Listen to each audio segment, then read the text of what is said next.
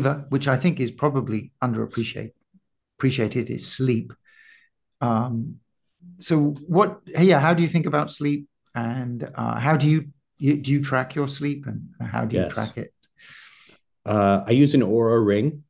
I think I Mm. think at least from the sleep specialists that I've talked to, they think of it as is probably the best option. I mean, none of them are perfect, Mm-hmm. but the Oura ring seems to provide better data than the other options right now.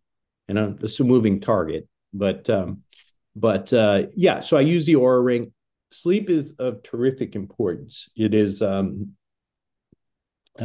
massively underappreciated as a physician, as a surgeon. We didn't appreciate this at all. We still don't. Most doctors don't appreciate this at all. Surgical residency and working 100 hours a week and not sleeping. This was what I did as a neurosurgeon. Uh, you don't want to know that if you are a patient, but that is No. what that is the way it exists. But um, if you want to die quickly, don't sleep. Right? That is that's actually physically true, but it's also sleep is massively underappreciated. If Mm. you get inappropriate, if you don't get enough sleep, if you get inadequate sleep, you're at a higher risk of virtually everything that can kill you: diabetes, cardiovascular disease, hypertension. You're at a higher risk for cancer. In fact, uh, the uh, it is considered an actual probable carcinogen. Night shift work. Mm. Night shift Yeah. work is. Um, so this is a big problem. So okay, so with regard to sleep, here's a few, I guess. I'm trying to give some nuggets that are actually useful. And the one thing I would say is, listen, uh, anybody who likes to have a glass of wine, I like to have a glass of wine once in a while. I'm not, not Brian Johnson here, and it's not at 11 a.m. either. But um, if you drink any amount of alcohol, will disturb your sleep, Mm. guaranteed. It's just going to. It is. If you wear an Oura ring, you're going to see it, and it's usually going to affect, the part of sleep called deep non-REM. I'm going to back up a little bit, and I don't know how much you guys talk about this, but there's really, when it comes to sleep, I think there are two major types of sleep that are critically important that need to get that people need to get. And one is what's known as non-REM, deep non-REM sleep, um, and then the other is REM sleep. And deep non-REM sleep happens if you don't get deep non-REM sleep.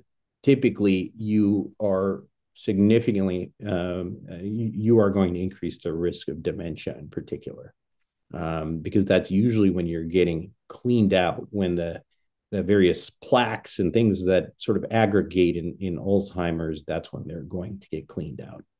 But the issue with these two types of sleep is, one thing to think about is it's not just a matter of how much sleep you get. It's also when you sleep. When you sleep is terrifically important. And this is, again, something that as as you grow up, you don't really appreciate. You're spending nights out and eating late and going to bed at, 1 in the morning. Deep non-REM sleep is something that typically occurs in the first half of the night, first part of the night. Okay. And when I say first part of the night, it's not what you choose to be the first part of the night. It is going to happen with or without you in the first half of the night before midnight, before 1 a.m. So if you're not sleeping at that time, say from 10 or 11 to 1, you're probably missing out on your lion's share of deep non-REM sleep. On the other hand, the REM sleep predominantly occurs in the latter half of sleep. So this is happening, in the 1 a.m. to 6 or 7 a.m. space.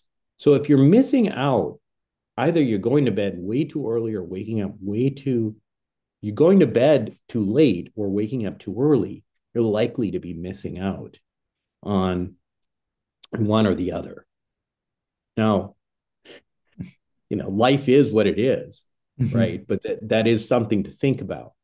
I was finding that I was particularly vulnerable to getting less deep non-REM sleep. And, alcohol of any kind, again, was a big trigger. So what are some other things to think about there? Eating and drinking of any kind, like drinking water. I have a friend who, for some reason, she was drinking a glass of water right before bed because she felt like a hydrator, and somebody told her to do that some time ago.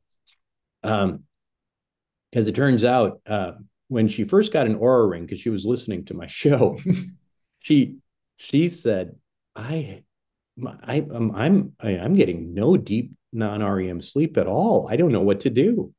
And I said, well, what have you been doing? And she told me about this glass of water. So we'll cut out the glass of water. Okay. When she cut out the glass of water, and net, what ended up happening was she stopped having to get up to use the restroom in the first half of the night. It completely restored her deep non-REM sleep. And little things like that are truly remarkable what they can do, because now, arguably, she has lowered her risk of dementia because she's cut out a glass of water before she's gone to sleep. And then she has now getting plenty of deep non-REM sleep, which is allowing her brain to contract and get rid of all of these aggregates of beta amyloid plaques. It's just, it's like that. It's pretty amazing. It is, because it's like compounded over such a long time. If you exactly. That's what really makes a difference. Yeah, I have my Oura ring, and I look at my sleep. I don't get enough deep sleep, but I'm not sure why. Okay, so it's kind of something that you've alluded. Well, let me ask you this: do you snore? Yes, sometimes. Yeah. Snoring definitely can affect deep non-REM sleep. Right. Yeah, because if you think about it, this is happening. This is a deep part of sleep, and you're effectively disrupting yourself and often waking up. Now that doesn't even, I'm not even talking about sleep apnea. I'm just talking about pure snoring. Sleep apnea is a completely different animal, right? So anybody who snores probably should be tested for obstructive sleep apnea as well. And but even if you're just snoring, being able to mitigate the snoring with various devices and that kind of thing might be helpful. Interesting. I will look at that.